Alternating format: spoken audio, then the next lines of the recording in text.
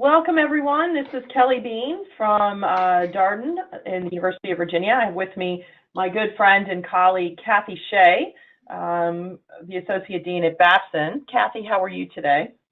Terrific. Glad to join. Looking forward to the webinar. Well, excited to have you sharing the seat with me this year on the Unicon Leadership Academy.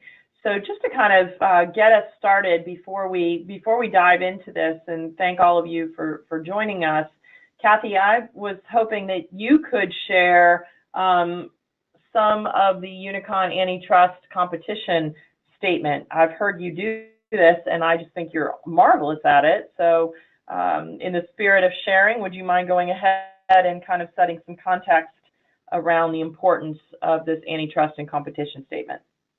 Absolutely. Just for those of you who have not joined an event or a meeting of late, just so you understand, in the past year, Unicon worked to with the board and with a lawyer through some antitrust policies, and as a result of that, we open every meeting of a Unicon group sort of reading this statement. So I will read this statement for you. The antitrust competition law describes a variety of laws aimed at preserving fair, honest, and vigorous competition in the marketplace. It is based upon the theory that such competition ultimately could lead to lower prices, increased supply, and continued improvements in goods and services, thereby benefiting the customer. Therefore, antitrust competition laws, for example, prohibit agreements between competitors to fix prices and also limit monopolies. Unicon believes that vigorous competition is essential for driving innovation, improvements, and efficiencies in all industries, including the executive education industry, and believes the services it provides to members foster that competition. For further detail, please do refer to the antitrust policy. This policy applies to open forums as well as small group discussions. And if just so you understand, if you're new to some of our meetings, if we think that there's a conversation in a large group meeting or a small group meeting that might be could be perceived as an antitrust competition sort of violation or down a path, we will interrupt and stop the meeting and make a clarification. So here we go. On to brighter things. Thank you. Thank you, Cathy. I appreciate it. And I think that it actually sets the tone pretty nicely for what we've been looking to do in the Unicon Leadership Academy. So let me just give you kind of a high level, and Cathy, if you can maybe even introduce yourself a little bit also. I think that'll give us a little bit of a background on kind of how this came to be. So my quick story, and those of you that know me realize that there's relatively very few times where it's a quick story. I've been in the industry since 1996, actually, when I went back to get my master's in human resources at the University of South Carolina, and I did my graduate assistantship in the Daniel Management Center, which was at the exec ed shop, and fell in love with it. I had gone back to school to study human resources, but mostly learning and development. And prior to that, I'd been in the retail business and had been running stores for Banana Republic and Coach and Polo. And what I loved about that work was really being able to develop the people that were on my team and run a business. And so when I got to do my MBA, I was like, wow, here's a place where you actually get to do both. And so my exec ed career started at the University of South Carolina, where I was the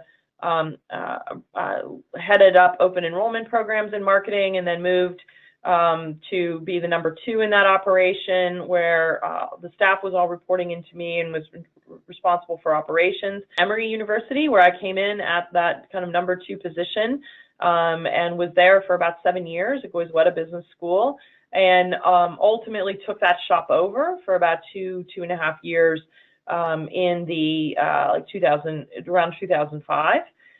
In the fall of 2007, I moved to UCLA, where I was the associate dean at the Anderson School in charge of executive education, and built that shop up as well. So all three of my experiences prior to coming to Darden were at small boutique organizations, executive education providers, highly customized. And then this past February, I joined the Darden School as president and CEO of executive education here. And I would say we're staged for exciting growth opportunities, and also looking to think about what's going to be next in executive education. And as hard as it was for me to leave my team in California, I have an incredible group of people that I'm here in Virginia with, and continuing to really try to advance their development as well in this great field. Cathy, tell us about your background and how you got to be Associate Dean at Babson. So I've been at in exec ed for 30 years. I was very young when I started, and at Babson for most of that time. And while I've been at Babson, I've been in a variety of roles: open enrollment, director of customer development, marketing, sales, business development, working with faculty development. And what I've loved, though I've been in one organization for many years, I've been able to do many different things. And more recently working on sort of the faculty development, the strategy, and the growth of our firm here at Babson. I love it. As I said before, I've been here for a very, very long time, but things are not static. It's a volatile environment. There's a lot of change, and working through that change, whether you're at one organization or in very different organizations, has kept me really excited and engaged and wanting to stay in this industry. So I know Kelly has been a very active member as a former board member and chair of the organization, but throughout the time she shared her knowledge and her gift of facilitating and leading folks in many conferences. And we had a couple team members attend a few of her sessions at the team development conference in years past and said, oh my goodness, we need more of this. And so Kelly had always had this sort of idea of a leadership academy, and we talked about it for about 2 years. And we were thrilled last year to launch it. It was the pilot. We learned a lot. We've made some tweaks this year, and it's Kelly's mastermind, and I'm happy to help and further this. And again, it was her idea. She's engaged many of the board members, many of our senior folks within exec ed from a variety of schools to help put this program together. And we're looking forward to the second running of this program. So really Cathy's right, is that, I would be like banging my head up against the wall thinking Unicon was so great to me. So many mentors that I have had and still have in this business, is that, there are so many great people on our teams that really want to make a career of executive education. And I just felt that Unicon had an opportunity to help develop, inspire, and transform that next group of leaders to be able to step into the spots once Cathy and I decide to, permanently go on vacation, but at the same time work along with us to inspire new ideas. So this is the second Unicon Leadership Academy. It's in essence a 6-month exec ed program designed for university-based executives seeking to transition into leading roles and advancing their own leadership positions within our member schools. And I think we're actually pretty open to it, saying, it doesn't have to be where you are today. I mean, the idea is that we're trying to grow people for the industry. The program will include webinars, virtual job shadowing, individual development planning, peer coaching, in-person sessions to coincide with the annual team conference. We do have with us today Samantha James, who is at Maryland, who is a participant or a graduate of the pilot program. And Samantha is going to be sharing some of her insights with us as we move along throughout the session as well. So what I want to do is just kind of talk to you a little bit about kind of what we're thinking about for this year coming up. And if you have any questions, feel free to kind of type them in the chat bar, and we'll pause for a couple of questions along the way as well. So just really quick, so the idea is that it's a flexible 6-month format. So one of the things I think that we learned from the pilot is that we had a lot of stuff we wanted to do, and everyone is really busy. And so we kind of tweaked along the way based off of kind of what came about during the 4-day immersion and what is realistic that can be done kind of as we all go back and go home. Very similar to what our participants have to go through as well. So the idea is that we still want a 6-month format that provides opportunities for learning before, during, the face-to-face, and then some aspects afterwards as well. The current group of Academy participants actually participated about a month or so ago in Deb Jewell from my team here at Darden came and said to me, "Oh my goodness, we don't understand what's going on with Salesforce. What do we do?" And I said, "Why don't you put it out to the community of your Academy leaders?" And we did a webinar. We had about 10 or 12 people join us just to talk about, and they brought some people from their teams just to be able to kind of have a conversation around, all right, what are we using? What are we not using? What would work? Where are the points of contention? Where are the points of success? And then we've also had some touch point calls just around your own learning and kind of where you are. So that's what Cathy and I really wanted to build in to this year as well, as this flexible 6-month format that has a variety of different touch points. You'll get a Unicon certificate at the end of the program, just so you can feel really good about that badge. We're looking for the profile to be a director level within your organizations, and you're seeking to advance. And so the idea being that you are interested in the industry of a university-based executive education, and you want to be able to kind of have a holistic view of what that looks like, and are really keen to advance within university-based exec ed. It's a $2,500 investment, which will include your fee for the team development conference this year in Mexico. Lodging is not included. Okay, so that's important. That's a change from last year. Lodging is not included, but it's $2,500, include your team development fee, because you'll see when we talk about the program that that's very much integrated into the face-to-face.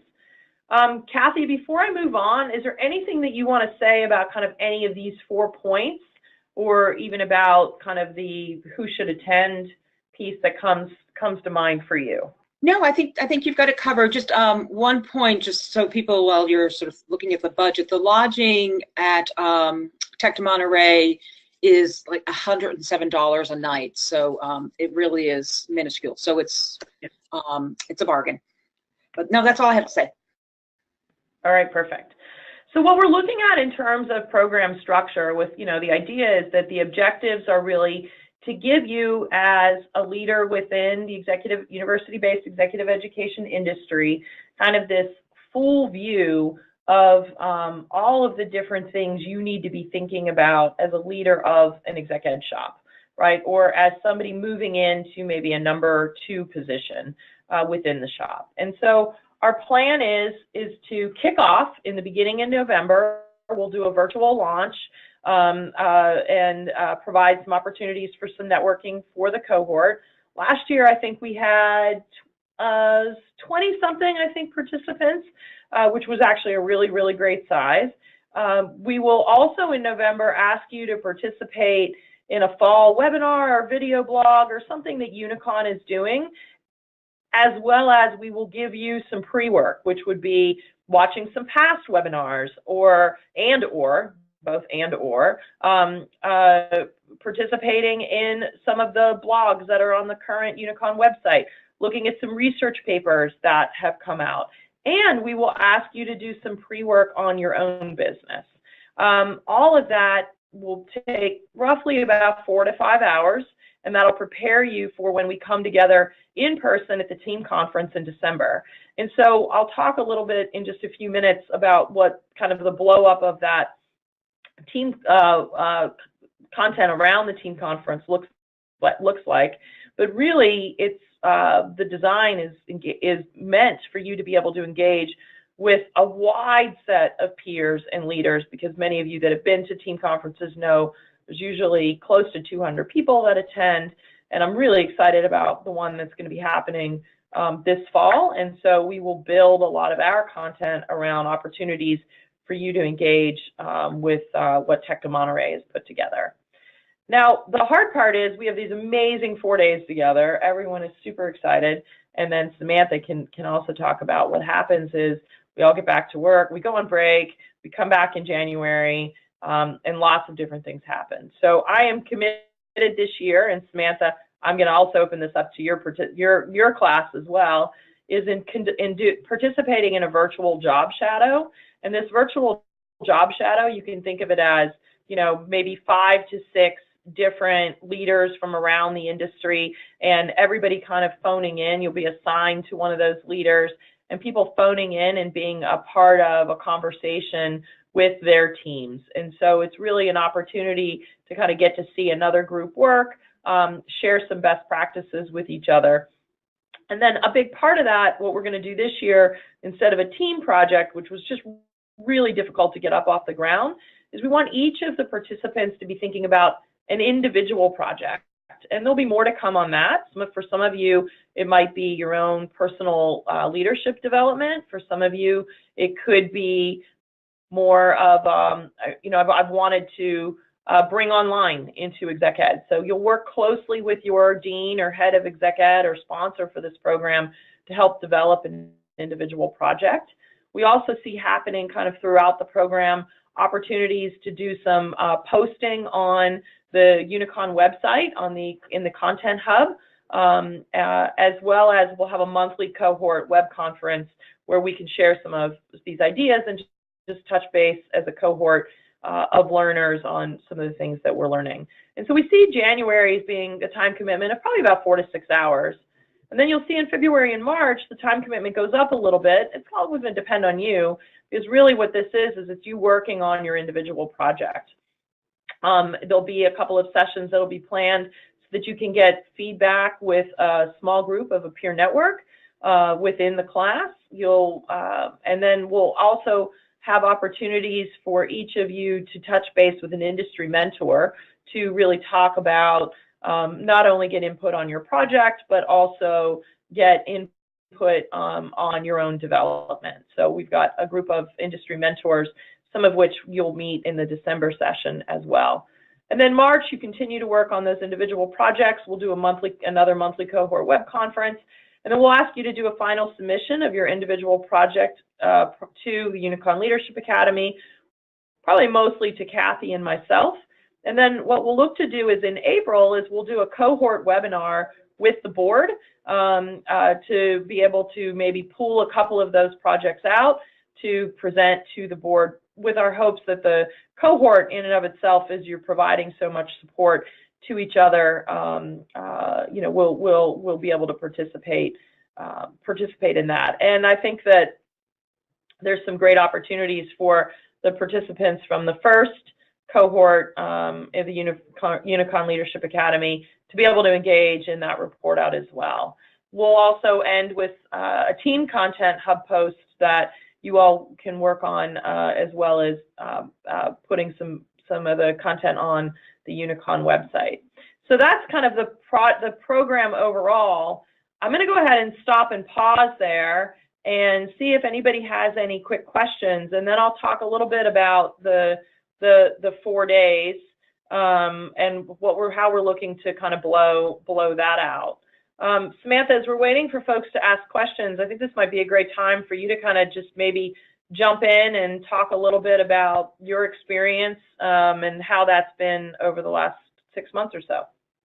One thing I might add in terms of, you know, there's the networking with your peers, there's the working with your mentors, but the one piece that we're really looking for the Leadership Academy to take a lead is really around helping Unicon develop our digital presence. And we're slowly getting there. And this is a great opportunity for you all to influence, you know, through the individual content hub, the content hub, really take a leadership position in that area for us. So that's would be great from my book if that could happen. And that I'll leave it at that. Fantastic. Cathy and Kelly, can you hear me? I can. Welcome. Thanks for joining us. Thank you so much to both of you for giving me this opportunity just to share what my takeaways were from the program and what was most valuable to me. I think when I first was asked to apply to the Leadership Academy by my supervisor, I didn't know what it was. Honestly, I hadn't heard about it. I wasn't keeping up with what was happening in Unicon because I had been so in the weeds operationally. So when the opportunity presented itself and I actually applied and got on the very first webinar with my cohort, it was one of those experiences where it was like the light bulb went off in my head, and I recognized that, you know, I wasn't just working in executive education, but I actually had a career in executive education. And I think that that insight came to me specifically, Kelly, when you announced to us that you were in the process of leaving UCLA and going to Darden. And I have spent all of my exec ed career at the Smith School. So I started off operationally focused, working as a program coordinator, and have been promoted through the ranks over the years. And so one of my biggest challenges going into Leadership Academy was getting myself out of the weeds and being so operationally focused, and really elevating myself to a more strategic level where I had the ability to interact and engage with my counterparts in a different way on a different level. So immediately it was taking me out of the headspace of day-to-day and really thinking about the future and how I could, how I influence those decisions. That's great. Thank you. And Samantha, you were fantastic. So, and Samantha and I and Cathy and Sam have kind of continued conversations as kind of unofficial mentors to her as well, as she's thinking about you know, opportunities for her. So we're super excited to continue to work with you, Sam. As am I. Thank you both. There is a question around the virtual job shadow. Okay, so that's a good question because we ended up not doing it last year. And so I can tell you what I'm envisioning. What I would envision is an opportunity is that, you know, we would identify 5 or 6 different folks in executive education from around the globe. Most likely people you don't get an opportunity to spend time with at the face-to-face session in December. And what would happen during that session is it'd be probably 90 minutes. 5 or 6 of you would dial in to, you know, a Zoom or a GoToMeeting or something like that, kind of in the office or a conference room of a colleague. So, for example, last year, Camelia from in Costa Rica was going to be one of the virtual job shadow. And so Camelia has a great background on research and what she does. And so what we would have is whoever the head of exec ed or the number 2 or, you know, whoever was heading this up would pick the topic, and each, you know, 5 or 6 of you would maybe be assigned to that virtual job shadow, and you would just spend 90 minutes kind of learning from them on maybe what they do in a particular area. Or if Camelia, for example, as head of exec ed in Costa Rica is looking to build out a new program on sustainability, how might she go about doing that to get faculty input, to take it to market, et cetera, et cetera. So each job shadow person would probably have a unique area that they might want to talk about, and then that becomes just an opportunity for the folks in the academy to ask questions, to share insights, to look to see how another team, you know, kind of get an inside look at how another team works. So that's kind of the idea behind that. Shalini, hopefully that was helpful.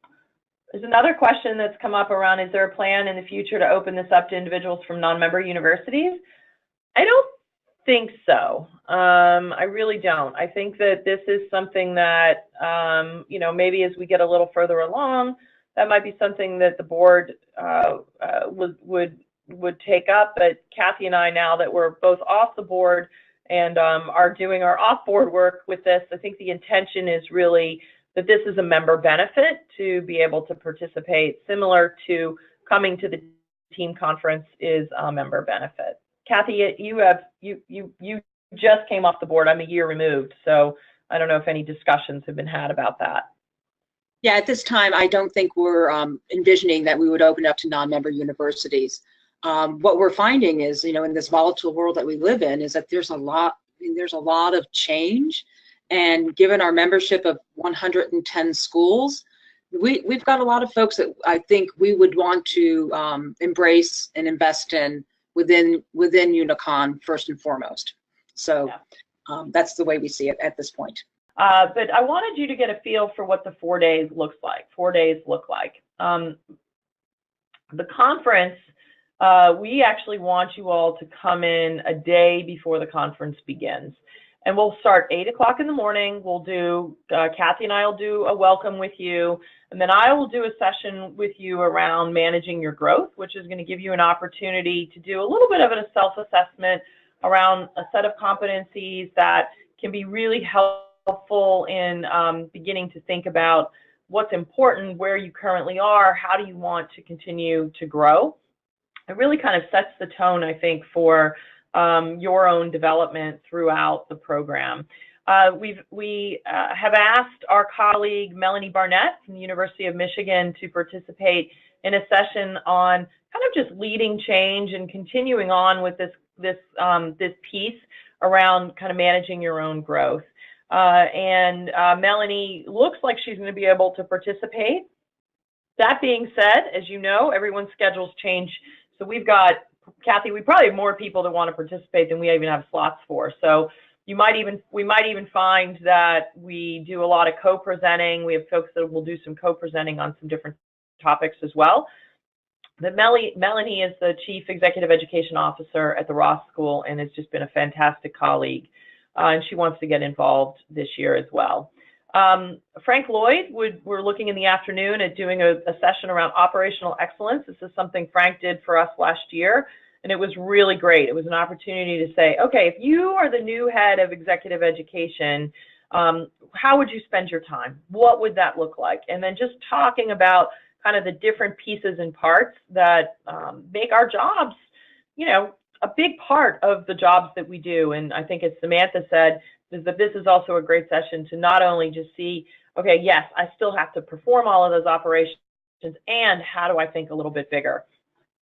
And then I think one of the next session was it was one of my favorite sessions of the 4 days. Monica Sacristan Fanjul, who is the Dean of Continuing and Executive Education at ETOM, is going to return to do a session on creating a strategic plan, and she's going to be looking at the business model canvas. And you get to actually build out a canvas and learn how to use that methodology with the idea of an executive education shop in mind. It was a fantastic session, and many people brought that back into their organizations.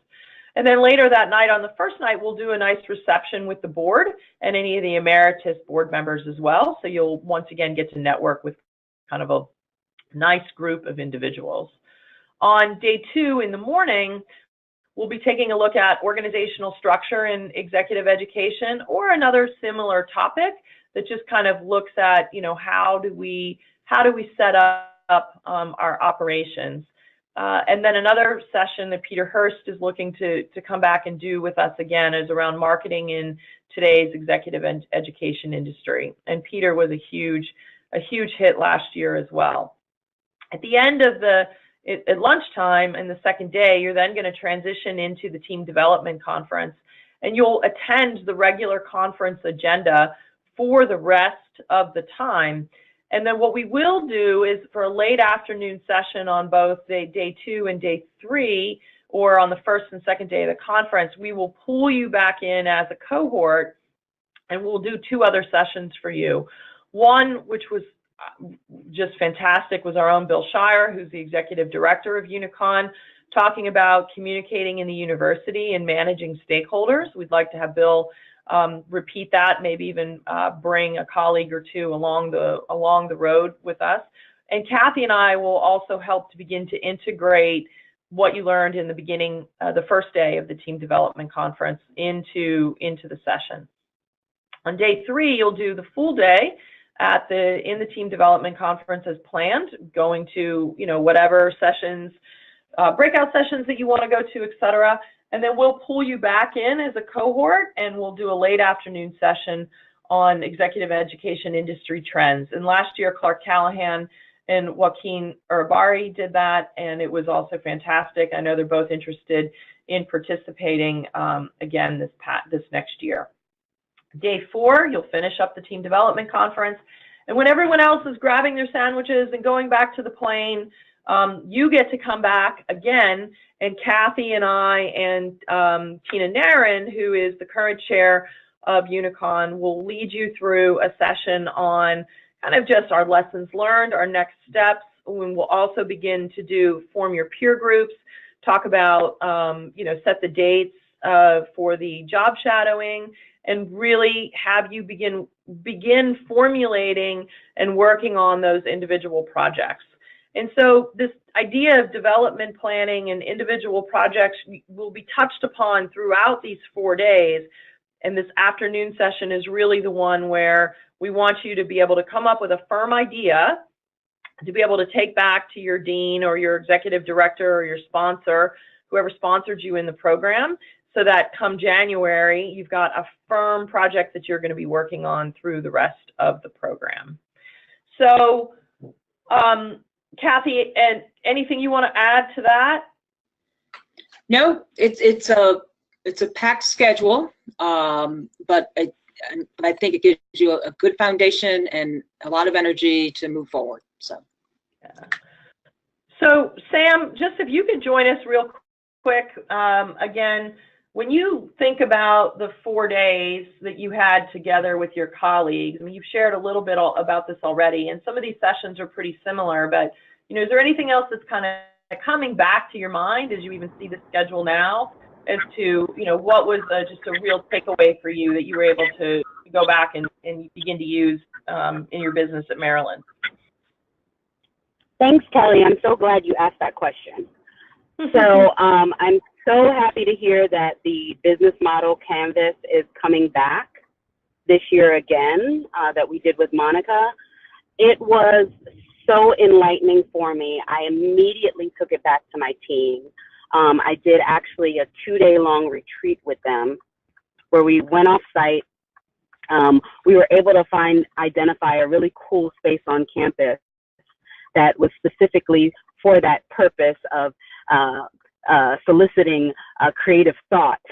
And so we went off, we did some fun stuff, but we also really honed in on what was going to be our strategy going forward. And this was actually around the time that the associate dean of our department decided that he was going to step down as associate dean. And so it was really up to me to elevate the entire team and have them think about what are the activities that we engage in that really are value adds to the work that we do, and what are those activities that are nice to have but don't really make or break our business. Because as we look to the future and we're focused on growth, we're going to have to figure out how to really grow our business with limited resources. And so as we kind of think about all of those things and, what are different models, structures that we have that still will provide exceptional value to the end user, but also allow us as a team to be able to do the operational stuff, but also focus on execution of the strategy as well. So that was by far the most valuable session for me. All of the sessions were amazing. There are a couple of those new ones that I'm like, I wish I was going to be in the new cohort so that I could join those as well. But it is a intense 4 days, but it's worth every minute of it. Sam, that's great. And that kind of brings up a question that we had around, will participants from last year's academy be involved? And yes, they will. Sam, I think I even had said on the last call that we did, is like, all right, if you're coming to the conference, you be prepared, you're going to get pulled in. So we absolutely will find ways to get that group of individuals and people engaged in this year's cohort as well. And so I think that that's an important piece. We're trying to really build a network of colleagues that each of you can call upon each other. And I could even see, with some of the webinars that we do in the afterward together in December, that we would, most likely do an open invite for the Academy participants from the first round to join us on some things as well. There was another question around, do you have a maximum number of participants you will accept? Also, would you consider accepting 2 participants from one exec ed shop? Yes, we will absolutely consider accepting more than 1 participant from an exec ed shop. I think that's actually a good way to do it. I had 2 people from my team at UCLA last year, 2 people from my team at Darden that both attended last year as well. So yeah, if you want to bring a friend, I think it's great. And we likely wouldn't accept probably more than 2, I wouldn't think, from a school, because we, 2 or 3, we don't want to have any one school dominate. In terms of number of participants, I think we'd like to stay probably under 30, but man, if it really worked out well, we'd consider a bigger group. But I think our goal is to get to about 30 participants, 28 to 30 participants this year. Cathy, does that feel about right to you? Yeah, that's about right. One thing I wanted to also share, having listened to Sam speak, having been a member of Unicon for so many years, I've built relationships with colleagues and peers by committee work, participating on panels. But this one here, I have to tell you, you'll have 25, 30 people that you can instantly go to and say, I'm having this issue with this operational piece. I'm trying to market a new program. And you can pull together, pick up the phones, do a quick call with 1, 2, or 3 people, like right away, and not have to spend, the many years developing those relationships. It is just fantastic that you'll have this cohort of folks to go to as issues arise in the future. And people are so open and willing to help, even without a cohort that's already sort of networked and based. But this is just like a springboard and a quick way to get moving. Obviously, we love the program. We hope that you all will apply. We will likely have applications available beginning September 1st, and there'll be probably about a 3 or 4 week application period. It is an application. I will tell you that we turned some folks away last year, even though the size was a little bit smaller, because they were a little bit more junior in the organization. So really what we're looking for are individuals that have some good experience, either in exec ed or work experience, and they're really looking to elevate that experience to move from like a director to, maybe a number 2 or director of a function, or, have aspirations to head up an exec ed shop, within the next 3 to 5 years. And at the same time, and it's important to us to get the right cohort of individuals as well. We had some folks that applied last year that were new as an executive director and was heading a shop, that we also said this isn't applicable. We're really looking for those folks that are ready, that are soon to be ready or ready now for the next level, but aren't necessarily sitting in that role just yet. some program benefits is that, it's really the first ever program focused on the development of exec ed professionals. I think that EFMD is also doing something very similar, and so we are excited that, two of the kind of governing groups are able to take advantage of that. It's a flexible format, so that helps with the workload that each of you have. It's fully integrated into the team development conference, which we think is really important, because hopefully that'll also provide you with opportunities as in the future you come to team development conferences, and how you can continue to integrate that learning and building that network.